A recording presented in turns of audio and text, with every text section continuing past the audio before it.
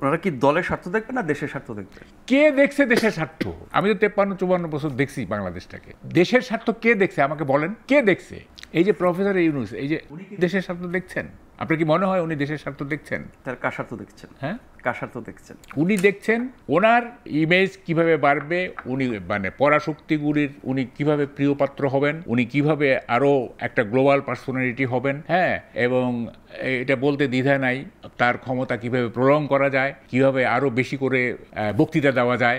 হ্যাঁ, উনি তো মানে যেহেতু ভালো ইংরেজি জানেন এবং ইমাজিনেটিভ কল্পনা। ওনার ব্যবসা প্রতিষ্ঠানের সপক্ষে তো অনেকগুলো উদ্যোগের মধ্যে নিয়েছেন। হ্যাঁ হ্যাঁ, ওনার কি হয়েছে? উনি ওই যে 666 টাকা মাফ হয়ে গেল, তারপরে আপনার গ্রামীণ ব্যাংকের কর রেয়ার দেওয়া হইলো।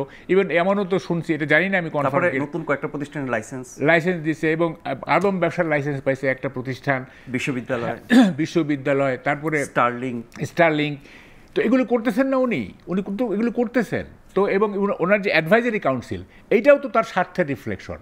তার এই যে চিটাগাং কোটা, তার গ্রামীণ ব্যাংক কোটা, এইটা সেইটা দেশের স্বার্থ দেখা হয়েছে। অ্যাডভাইজারি কাউন্সিল কি এইটা ডাজ ইট রিপ্রেজেন্ট মানে কি বলে যে মানে cross section of the people?